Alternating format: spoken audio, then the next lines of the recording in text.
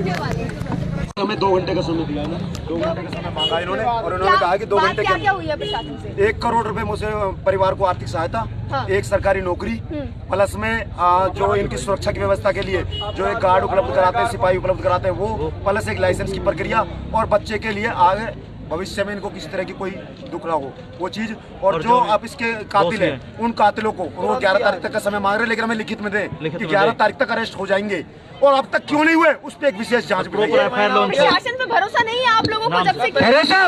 भरोसा किस पे भरोसा करना चाहोगे? आपने मेवात नहीं देखा ना मेवात के अंदर क्या हुआ? हिंदुओं का कत्लेआम हुआ सरेआम हिंदुओं के साथ, और उसके बाद क्या हुआ? उसके बाद हिंदुओं को अंदर डाला गया। इसी फरीदाबाद, इसी गुड़गांव के अंदर हिंदुओं को अंदर डाला गया। ये सब इसी आप किस पे विश्वास करने की बात कर रहे हो? आप हिंदू हो या नहीं हो?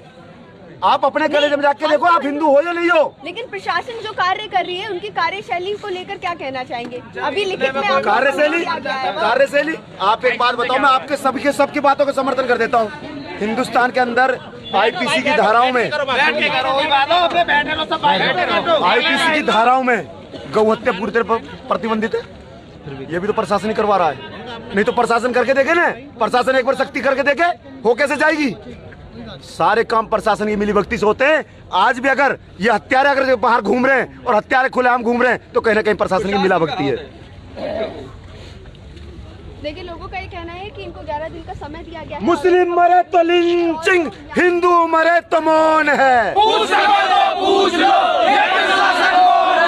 मुस्लिम मरे तो लिंचिंग, हिंदू मरे तो मौन है। पूछ सको तो पूछ लो, ये प्रशासन कौन है?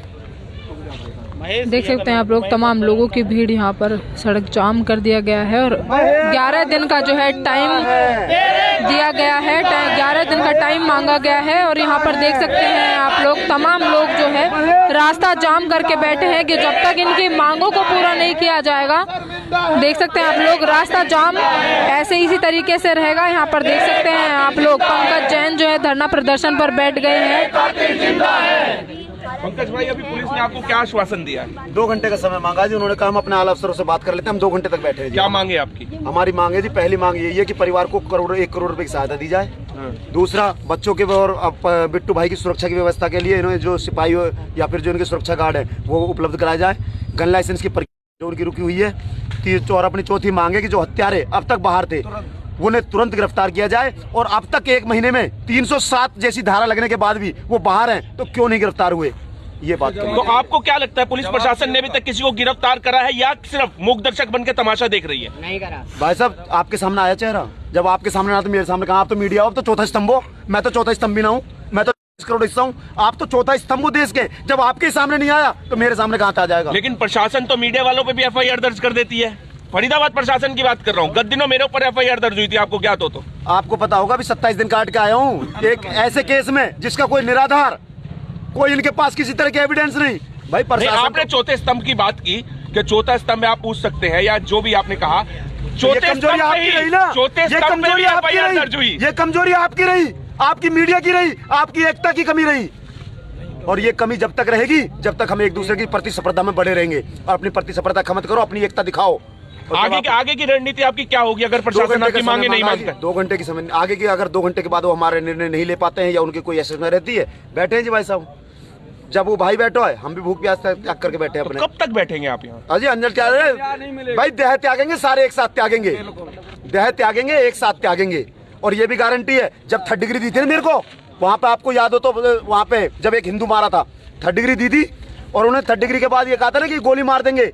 एक पुलिस वाला पवन तोमर ये कह सकता है गोली मार देंगे, भाई आज खुलेआम गोली मार देना। ये सारे भाई खड़े हैं आज। क्या आपको लगता है पुलिस प्रशासन निरंतर जिहादियों के समर्थन में तो उतरती है, परंतु बात अगर हिंदुओं के समर्थन की हो तो पुलिस प्रशासन कोई कार्रवाई नहीं करती? क्या ये बात मानते हैं आप? भाई साहब, ये तो सारा समाज मानता, मैं क्या मानता हूँ? खुद उनकी आंखें दिख रही हैं। इसीलिए तो उनकी सरकारें यूपी जैसे स्टेट में तो आ जाती हैं पूर्ण बहुमत से, और यहाँ उन्हें भाई साहब सरकार बनाने या सरकार और प्रशासन को जब लेकर दिखता है ना, प्रशासन की ये कमजोरी दिखती है तो उन्हें समर्थन लेना पड़ जाता है। तो इसमें किसकी कमजोरी, खट्टर सरकार की या पुलिस प्रशासन की? सरकार किसके? भाई एक बात बताओ, प्रशासन किसके पीछे चल रहा है? किसके पीछे चले? सरकार के पीछे। मैं सीधी सी बात है, किसी औपचारिक रूप से उनको नहीं ले जा रहा हूँ। कुछ नुमाइंदे हैं, क्योंकि वहां आला ऊपर बैठे हुए उनके पास भी नीचे से रिपोर्ट जाती है। नीचे बैठा हुआ बंदा जब गंदा होगा तो ऊपर भी रिपोर्ट गंदी जाएगी। तो यहाँ सबसे बड़ी चीज़ है कि हमारे बीच में जो चुनिंदा बैठा रखे हैं, इनमें बदलाव की आवश्यकता है। इनमें बदलाव की इसलिए आवश्यकता है कि उन्हें पता लगना चाहिए कि हमने यहाँ क्या बिठाए। हर बार बदलाव, जैसे कि मोदी सरकार में हर बार बदलाव होता है, बदलाव की आवश्यकता है और यहाँ बदलाव करके देखा जाए, क्योंकि एक ही चेहरे को बार बार लाते रहेंगे तो वो भी अपने अंदर अहम पाल लेता है। और ये अहम पल चुका हरियाणा के अंदर, जो हिंदुओं का कत्लेआम होता है हरियाणा। बहुत बहुत धन्यवाद। देख सकते हैं आप लोग, फिलहाल माहौल गरमाया हुआ है और ये नज़ारा मैं आपको दिखा दूं बिट्टू बजरंगी के गली के बाहर का है, जहां पर रास्ता जाम कर दिया गया है। दिखा दूं आपको, रास्ता जाम कर दिया गया है और मांगे भी है कि जब तक 2 घंटे का समय दिया है, मांगे पूरी नहीं होंगी, इसी प्रकार धरने पर बैठे रहेंगे। भूखे प्यासे खाना त्याग कर इसी प्रकार जो है धरना प्रदर्शन पर बिट्टू बजरंगी के घर के बाहर का ये नज़ारा मैं आपको दिखा रही हूँ। फिलहाल इस खबर से जुड़ी जो भी अपडेट रहेगी फिर से जुड़ूंगी। जब तक के लिए देखते रहे संचार न्यूज़।